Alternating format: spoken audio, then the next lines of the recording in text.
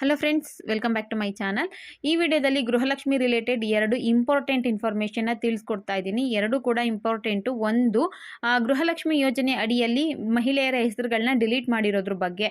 Lakshmi Hebbalkar madam ಅವರು ನಿನ್ನೆ ಯಾರ್ದು ಕೂಡ ನಾನು ಡಿಲೀಟ್ ಮಾಡಿಲ್ಲ ಅಂತ ಹೇಳಿದ್ದಾರೆ. ಬಟ್ ಡಿಲೀಟ್ ಆಗಿರೋದ್ರ ಬಗ್ಗೆ ಮಾಹಿತಿ ಕೂಡ ತಿಳಿಸ್ತೀನಿ. ಜೊತೆಗೆ 11, 12, 13ನೇ ಕಂತಿನ ಹಣದ ಬಗ್ಗೆ ಕೂಡ ಮಾಹಿತಿನ ತಿಳಿಸ್ಕೊಡ್ತೀನಿ. ಹಾಗಾಗಿ ವಿಡಿಯೋನ ಎಲ್ಲೂ ಸ್ಕಿಪ್ ಮಾಡೋಕೆ ಹೋಗಬೇಡಿ, ಕಂಪ್ಲೀಟ್ ವಿಡಿಯೋನ ನೋಡಿ. ನಿಮ್ಗಾಗಲೇ ಗೊತ್ತಿರ್ಬೋದು, ಕೆಲವರು ವಿಡಿಯೋ ನೋಡ್ತಿರೋರಿಗೆ ಲಕ್ಷ್ಮಿ ಹೆಬ್ಬಾಳ್ಕರ್ ಮೇಡಮ್ ಅವರು ಒಬ್ರದ್ದು ಡಿಲೀಟ್ ಮಾಡಿಲ್ಲ ಅಂತ ನಿನ್ನೆ ಹೇಳಿದ್ದಾರೆ. ಮತ್ತೇನಪ್ಪ ಇದರಲ್ಲಿ ನೋಡೋದು, ಸೇಮ್ ಇನ್ಫಾರ್ಮೇಷನ್ ಇರುತ್ತೆ ಅಂತ ನೀವು ಅಂದ್ಕೊಂಡು ವಿಡಿಯೋನ ಸ್ಕಿಪ್ ಮಾಡಿದೆ ಅಥವಾ ವಿಡಿಯೋ ನೋಡದೆ ಹೋಗ್ಬಿಟ್ರೆ ನಿಮಗೆ ಬೇಕಾಗಿರೋಂಥ ಒಂದು ಇಂಪಾರ್ಟೆಂಟ್ ಇನ್ಫಾರ್ಮೇಷನ್ ಸಿಗೋದಿಲ್ಲ. ಈ ಪಾಯಿಂಟ್ನ ನೀವು ಎಲ್ಲೂ ಕೂಡ ಅಬ್ಸರ್ವ್ ಮಾಡಿರೋದಿಲ್ಲ. ಆ ಪಾಯಿಂಟ್ನ ನಾನು ನಿಮಗೆ ತಿಳಿಸ್ಕೊಡ್ತೀನಿ. ಗೃಹಲಕ್ಷ್ಮಿ ಯೋಜನೆ ಬಗ್ಗೆ ನಿಮ್ಗೆ ಆಲ್ರೆಡಿ ಗೊತ್ತೇ ಇದೆ ಅಲ್ವಾ. ಗೃಹಲಕ್ಷ್ಮಿಗೆ 2,200 ರೂಪಾಯಿ ಹಣ ಕೊಡ್ತೀವಿ ಅನ್ನೋದು ಈಗಾಗಲೇ 10 ಕಂತು ಕರೆಕ್ಟಾಗಿ ಬಂದಿದೆ. 11ನೇ ಕಂತು ಸ್ವಲ್ಪ ಜನಕ್ಕೆ ಬಂದಿಲ್ಲ. 12, 13 ಇನ್ನೂ ಸ್ಟಾರ್ಟ್ ಆಗಿಲ್ಲ ಅಂತ ನಮ್ಮ ಲಕ್ಷ್ಮಿ ಹೆಬ್ಬಾಳ್ಕರ್ ಮೇಡಮ್ ಅವರೇ ತಿಳಿಸಿದ್ದಾರೆ. ಈ ನಡುವೆ 11 ಮತ್ತು 12ನೇ ಕಂತಿನ ಹಣ ಲೇಟ್ ಆಯ್ತಲ್ವಾ, ಆಗ ಒಂದಷ್ಟು ನ್ಯೂಸ್ಗಳು ಅಥವಾ ಒಂದಷ್ಟು ಕಡೆ ಮಾಹಿತಿ ಪ್ರಕಾರ ಇನ್ಕಮ್ ಟ್ಯಾಕ್ಸ್ ಪೇ ಮಾಡ್ತಿರೋರಿಗೆ ಮತ್ತು GST ಪೇ ಮಾಡ್ತಿರೋರಿಗೆ ಇನ್ನು ಮುಂದೆ ಗೃಹಲಕ್ಷ್ಮಿ ಹಣ ಬರ್ತಾ ಇಲ್ಲ. ಸರ್ಕಾರ ಎಚ್ಚೆತ್ಕೊಂಡಿದೆ. ಯಾರ್ಯಾರು ಇನ್ಕಮ್ ಟ್ಯಾಕ್ಸ್ ಪೇ ಮಾಡ್ತಿದ್ದಾರೋ ಅಂಥವ್ರನ್ನೆಲ್ಲ ಹುಡುಕಿ ನೇಮ್ನೆಲ್ಲ ಡಿಲೀಟ್ ಮಾಡ್ತಿದೆ ಅನ್ನೋ ಮಾಹಿತಿ ಹರಿದು ಬಂತು. ನಾನು ಕೂಡ ಇದ್ರ ಬಗ್ಗೆ ವಿಡಿಯೋ ಮಾಡಿ ಹಾಕಿದ್ದೆ. ಯಾರು ಇನ್ಕಮ್ ಟ್ಯಾಕ್ಸ್ ಪೇ ಮಾಡ್ತಿದ್ದೀರೋ ಅಥವಾ GST ಕಟ್ತಾ ಇದ್ದೀರೋ ಅಂಥವ್ರಿಗೆ ಇನ್ನು ಮುಂದೆ ಗೃಹಲಕ್ಷ್ಮಿ ಹಣ ಬರೋದಿಲ್ಲ ಅನ್ನೋ ಮಾಹಿತಿ ತಿಳಿಸ್ಕೊಟ್ಟಿದ್ದೆ. ಇದ್ರ ಬಗ್ಗೆ ನಿನ್ನೆ TV ಚಾನಲ್ಸ್ಗಳು ಲಕ್ಷ್ಮಿ ಹೆಬ್ಬಾಳ್ಕರ್ ಮೇಡಮ್ ಅವ್ರನ್ನ ಕೇಳಿದ್ರು. ಲಕ್ಷ್ಮಿ ಹೆಬ್ಬಾಳ್ಕರ್ ಮೇಡಮ್ ಅವರು ಗೃಹಲಕ್ಷ್ಮಿಗೆ 1 ವರ್ಷ ಕಂಪ್ಲೀಟ್ ಆಯ್ತಲ್ವಾ, ಅದಕ್ಕೋಸ್ಕರ ತುಮಕೂರಲ್ಲಿ ಒಂದು ಮೀಟಿಂಗ್ ಇತ್ತಂತೆ. ಅಲ್ಲಿ ಅಟೆಂಡ್ ಆಗಿದ್ರು. ಗೃಹಲಕ್ಷ್ಮಿ ಯೋಜನೆಯಿಂದ ಏನೇನು ಇದಾಗಿದೆ ಪರಿಶೀಲನೆಗೋಸ್ಕರ ಹೋಗಿದ್ರಂತೆ. ಅಲ್ಲಿ ಮೇಡಮ್, ನೀವು ಗೃಹಲಕ್ಷ್ಮಿ ಲಿಸ್ಟಿಂದ ಮಹಿಳೆಯರ ಹೆಸರು ಡಿಲೀಟ್ ಮಾಡಿದ್ದಾರಂತೆ. ಸುಮಾರು 14,000 ಮಹಿಳೆಯರ ಹೆಸರು ಡಿಲೀಟ್ ಮಾಡಿದ್ದೀರಂತೆ. ಹೌದಾ ಅಂತ ಕೇಳಿದ್ದಕ್ಕೆ ಮೇಡಮ್ ಅವರು, ಇಲ್ಲ, ನಾವು ಒಬ್ರದ್ದು ಕೂಡ ಡಿಲೀಟ್ ಮಾಡಿಲ್ಲ. ಡಿಲೀಟ್ ಮಾಡಿದರೆ ನಿಮ್ಮ ಹತ್ರ ಪ್ರೂಫ್ ಇರಬೇಕಲ್ವಾ, ಅದು ಪ್ರೂಫ್ ತೋರಿಸಿ ಅಂತ ಕೇಳಿದ್ರು. ನಾವು ಇಲ್ಲಿವರೆಗೂ ಕೂಡ ಒಬ್ರದ್ದು ಗೃಹಲಕ್ಷ್ಮಿ ಯೋಜನೆಯ ಅಪ್ಲಿಕೇಶನ್ ಹಾಕಿದ್ಮೇಲೆ ಅಂಥವ್ರನ್ನ ನಾವು ಡಿಲೀಟ್ ಮಾಡಿಲ್ಲ. ಎಲ್ರಿಗೂ ಕೂಡ ಹಣ ಬರ್ತಾ ಇದೆ. ಒಂದ್ಸಲ ಹಣ ಬಂದಮೇಲೆ ಮತ್ತೆ ಅವ್ರದ್ದೇನು ಸ್ಟಾಪ್ ಮಾಡಿಲ್ಲ, ಕಂಟಿನ್ಯೂಸ್ ಆಗಿ ಆಗ್ತಾ ಇದೆ. ಇನ್ಕಮ್ ಟ್ಯಾಕ್ಸ್ ಪೇ ಮಾಡ್ತಿರೋರು ಅಥವಾ GST ಕಟ್ತಾ ಇರೋವಂಥವ್ರು ಅಪ್ಲಿಕೇಶನ್ ಹಾಕೋಕೆ ಆಗಲ್ಲ. ಅಪ್ಲಿಕೇಶನ್ ಹಾಕಬೇಕಾದ್ರೆ ಅವ್ರಿಗೆ ನೀವು ಎಲಿಜಿಬಲ್ ಇಲ್ಲ ಅಂತ ಬರುತ್ತೆ.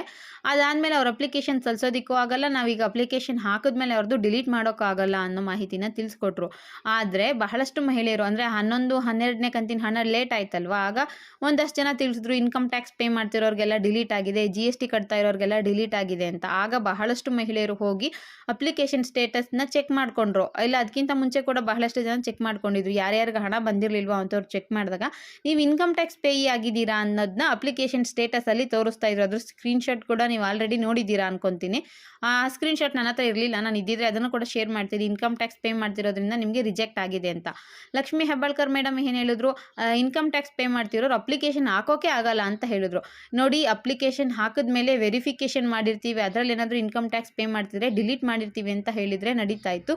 ಬಟ್ ಅವರು ಅಪ್ಲಿಕೇಶನ್ ಹಾಕೋಕೆ ಆಗಿಲ್ಲ ಅಂತ ಹೇಳಿದ್ರು. ಬಟ್ ಬಹಳಷ್ಟು ಮಹಿಳೆಯರದು ಅಪ್ಲಿಕೇಶನ್ ಹಾಕಿದ್ಮೇಲೆ ಇನ್ಕಮ್ ಟ್ಯಾಕ್ಸ್ ಪೇ ಮಾಡ್ತಿರೋದ್ರಿಂದ ರಿಜೆಕ್ಟ್ ಆಗಿದೆ ಅನ್ನೋದು ಸ್ಟೇಟಸ್ಸು ಅಥವಾ ಇದಾಗಲೇ ಆ ಮಾಹಿತಿನ ನಾವು ನೋಡಿದ್ದೀವಿ.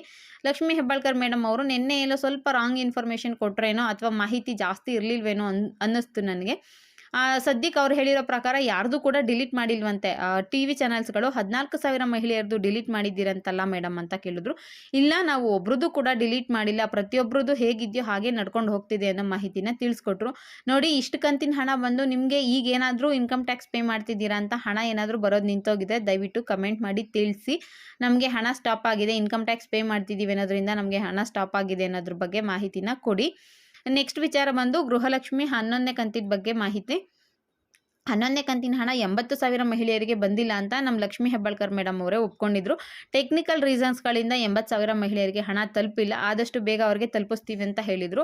ನಿನ್ನೆ ಪತ್ರಿಕಾಗೋಷ್ಠಿಯಲ್ಲಿ ಅವರು ಬಾಕಿ ಇತ್ತಲ್ಲ 11ನೇ ಕಂತಿನ ಹಣ 80,000 ಮಹಿಳೆಯರಿಗೆ ನಾವು ಈಗಾಗಲೇ ಕ್ರೆಡಿಟ್ ಮಾಡಿದ್ದೀವಿ, ಅವ್ರಿಗೆ ಆಲ್ರೆಡಿ ಅಮೌಂಟ್ ಬಂದಿದೆ ಅಂತ ತಿಳಿಸಿದ್ರು. ವಿಡಿಯೋ ನೋಡ್ತಿರೋ ಯಾರಿಗಾದರೂ ಅಮೌಂಟ್ ಏನಾದರೂ ಬಂದಿತ್ತು ಅಂದರೆ 11ನೇ ಕಂತಿನ ಹಣ ನಮಗೆ ಬಂದಿದೆ ಅಂತ ದಯವಿಟ್ಟು ಕಮೆಂಟ್ ಮಾಡಿ ತಿಳಿಸಿ. ಹಣ ಬಂದಿರೋದ್ರ ಬಗ್ಗೆ ನಮಗೆ ಒಂದು ಐಡಿಯಾ ಸಿಗುತ್ತೆ. ಅದು ಸುಳ್ಳು ಹೇಳಿದ್ರು ಅಥವಾ ನಿಜ ಹೇಳಿದ್ರು ಅಂತ ನೋಡಬೇಕು. ಯಾಕಂದರೆ ಅವ್ರು ಈ ವಾರ, ಮುಂದಿನ ವಾರ, 2 ದಿನ 3 ದಿನ ಅಂತ ಹೇಳ್ತಾನೆ ಇದ್ದಾರೆ. ಬಟ್ ಯಾವುದೋ ಆಗ್ತಾನೆ ಇಲ್ಲ. ಇನ್ನು 13, 12ನೇ ಕಂತಿನ ಹಣ, ಜುಲೈ ಮತ್ತು ಆಗಸ್ಟ್ ಕಂತಿನ ಹಣ ಗೃಹಲಕ್ಷ್ಮಿ ಏನು ಬರಬೇಕಿತ್ತು ಅದನ್ನು ಇವಾಗ ಬಿಡುಗಡೆ ಮಾಡ್ತೀವಿ ಅಂತ ತಿಳಿಸಿದ್ದಾರೆ. ನೆನ್ನೆ ಹೇಳಿದ್ದಲ್ವಾ, ನೆನ್ನೆ ಬಿಡುಗಡೆ ಮಾಡಿದರೆ ನಿಮಗೇನಾದರೂ ಅಮೌಂಟ್ ಬಂದಿದ್ದರೆ ದಯವಿಟ್ಟು ಕಮೆಂಟ್ ಮಾಡಿ ತಿಳಿಸಿ. ನಮಗೆ ಅಮೌಂಟ್ ಕ್ರೆಡಿಟ್ ಆಗಿದೆ, ಬಂದಿದೆ ಅಂತ. ನನಗೆ ಆಗ ಸ್ವಲ್ಪ ಇನ್ಫಾರ್ಮೇಷನ್ ಸಿಗುತ್ತೆ. ಓಕೆನಾ, ಇದು ಫೇಕಾ ಅಥವಾ ರಿಯಲ್ಲಾ ಅಂತ. ಒಟ್ಟಾರೆಯಾಗಿ ಹೇಳಿದ್ರು 11ನೇ ಕಂತಿನ ಹಣ ಎಲ್ರಿಗೂ ಜಮೆ ಆಗಿದೆ. 12 ಮತ್ತು 13 ಕಂತಿನ ಹಣ ಈಗಲೇ ಬಿಡುಗಡೆ ಮಾಡ್ತೀವಿ ಅಂತ ಹೇಳಿದ್ದಾರೆ. ಮೊನ್ನೆ ಶೀಘ್ರವೇ ಬಿಡುಗಡೆ ಆಗಲಿದೆ ಅಂತ ಹೇಳಿದ್ರು. ಅದಕ್ಕೂ ಮೊನ್ನೆ ಅಂದರೆ ಲಾಸ್ಟ್ ವೀಕಲ್ಲಿ 1 ವಾರದಲ್ಲಿ ಬರುತ್ತೆ ಅಂತ ಹೇಳಿದ್ರು. ನೋಡೋಣ, ಅವ್ರು ಹೇಳೋದನ್ನೆಲ್ಲ ನಾವು ಹೇಳ್ತಾ ಇರ್ತೀವಿ. ಯಾವಾಗ ಬರುತ್ತೋ ನೋಡಬೇಕು. ಅಕಸ್ಮಾತ್ ಹಣ ಬಂದಿತ್ತು ಅಂದರೆ ದಯವಿಟ್ಟು ಕಮೆಂಟ್ ಮಾಡಿ ತಿಳಿಸಿ ಹಣ ಬಂದಿದೆ ಅಂತ. ಇನ್ ಕೇಸ್ ಬಂದಿಲ್ಲ ಅಂದರೆ ಬಂದಿಲ್ಲ ಅಂತ ಕೂಡ ತಿಳಿಸಿ. ಇದು ಗೃಹಲಕ್ಷ್ಮಿ ರಿಲೇಟೆಡ್ 2 ಇಂಪಾರ್ಟೆಂಟ್ ಇನ್ಫಾರ್ಮೇಷನ್ನು. ಅವ್ರು ಹೇಳಿರೋ ಪ್ರಕಾರ ಗೃಹಲಕ್ಷ್ಮಿಯರಿಗೆ ಯಾರಿದ್ದೀರಾ, ನೀವೇನಾದರೂ ಇನ್ಕಮ್ ಟ್ಯಾಕ್ಸ್ ಪೇ ಮಾಡ್ತಿದ್ರೆ ಇಷ್ಟು ದಿನ ಹಣ ಬಂದಿತ್ತು ಅಂದರೆ ಈಗೇನು ನಿಮಗೆ ಕ್ಯಾನ್ಸಲ್ ಮಾಡಿಲ್ವಂತೆ. ಒಬ್ರದ್ದು ಕೂಡ ನಾವು ಕ್ಯಾನ್ಸಲ್ ಮಾಡಿಲ್ಲ ಅಂತ ಹೇಳಿದ್ದಾರೆ. ಇನ್ನೊಂದು ಗೃಹಲಕ್ಷ್ಮಿ ಹಣದ ಬಗ್ಗೆ ಈಗಾಗಲೇ ಹೇಳಿದ್ನಲ್ಲ, ಈ ವಾರದಲ್ಲಿ ಬರೋ ನಿರೀಕ್ಷೆ ಇದೆ. ಇದಿಷ್ಟು ಇವತ್ತಿನ ಇನ್ಫಾರ್ಮೇಷನ್ ಆಗಿತ್ತು. ನನ್ನ ವಿಡಿಯೋ ನಿಮಗೆ ಯೂಸ್ಫುಲ್ ಆಗಿದ್ದರೆ ಒಂದು ಲೈಕ್ ಮಾಡಿ, ಶೇರ್ ಮಾಡಿ, ಮಿಸ್ ಮಾಡದೆ ಸಬ್ಸ್ಕ್ರೈಬ್ ಮಾಡ್ಕೊಳ್ಳಿ. Thank you for watching friends.